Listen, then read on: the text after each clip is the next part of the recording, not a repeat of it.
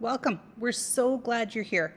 You may have been referred here for a number of reasons. Perhaps your child is experiencing restless sleep, frequent bedwetting, challenges with focus or behavior, or even persistent mouth breathing or snoring.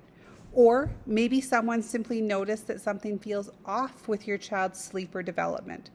While these concerns may seem unrelated at first, they can often point to a deeper issue, one that affects how your child sleeps, breathes, and grows. In this short presentation, we'll walk you through why Dr. JJ believes further screening is important, what we're looking for, and how early intervention can make a lasting difference in your child's health and development. Let's dive in. Let's start by taking a look at this group of kiddos. When you first look at this picture, what do you see? Most of us would say these kids look happy, bright, and healthy, and they absolutely do at first glance. But now that I know what I know about airway health and facial development, there are some subtle signs that stand out. Look at the little girl in the bottom right. Her teeth appear almost too big for her mouth. This could be a sign of a narrow arch or crowding. Now, the girl in the top center, notice that when she smiles, you can see quite a bit of her gum tissue above her upper teeth. We call that a gummy smile, and it can sometimes indicate altered growth patterns in the upper jaw. And the little guy in the striped shirt on the right side, he's adorable, but he looks like he pulled an all-nighter, and kids shouldn't look like that. It may be a subtle sign that he isn't getting restful sleep. What looks normal may actually be signs of underlying issues, ones that we can catch early and support. Could all of these symptoms be connected? Let's take a look at this tree. The leaves and branches represent visible symptoms, the things we notice and experience every day, like restless sleep, mouth breathing, bedwetting, and difficulty in school. But what if these symptoms are just a result of something deeper? At the trunk, we see the underlying cause, a compromised or underdeveloped airway. And beneath that, at the roots, are the possible contributors to how we got here. Things like low tongue posture, weak tongue, tongue thrust, soft diets, or limited breastfeeding. But now let's take a look at it from the bottom up. If a child has low tongue posture or weak oral muscles, those issues can lead to a compromised airway. And once the airway is compromised, the symptoms start to show one by one in different ways. When we address the root cause, we have a chance to support real, lasting health changes, not just treat the symptoms. Let's take a look at this image of the skull. The inner line represents the size and shape of the skull at just 2 years old, and the outer line shows what it looks like at 17 years old. What stands out is how much growth happens in the lower third of the face.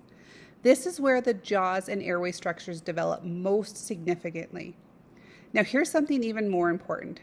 By age 2, a child's face is already about 55% developed.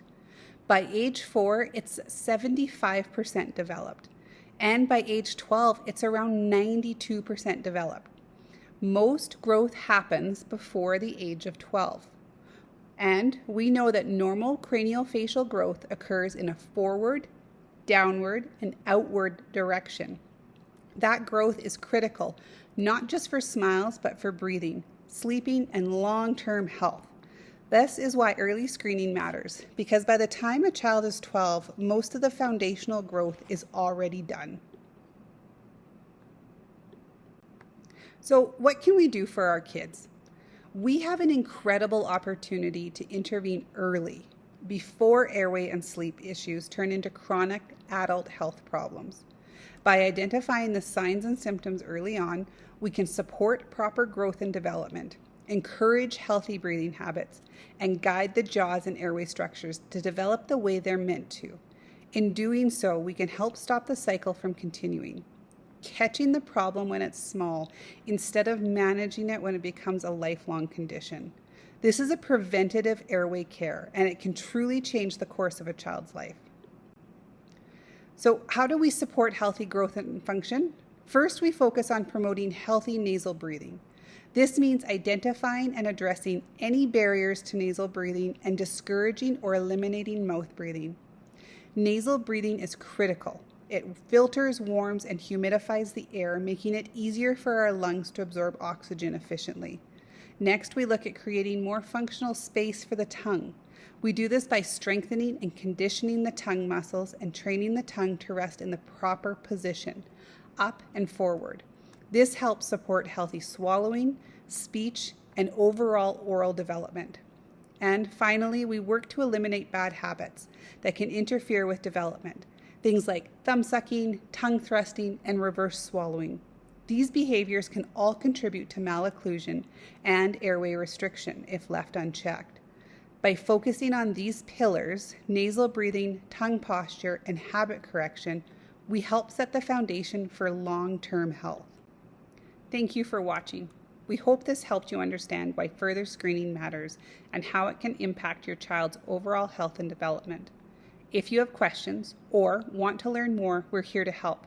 Just ask. We'd love to connect.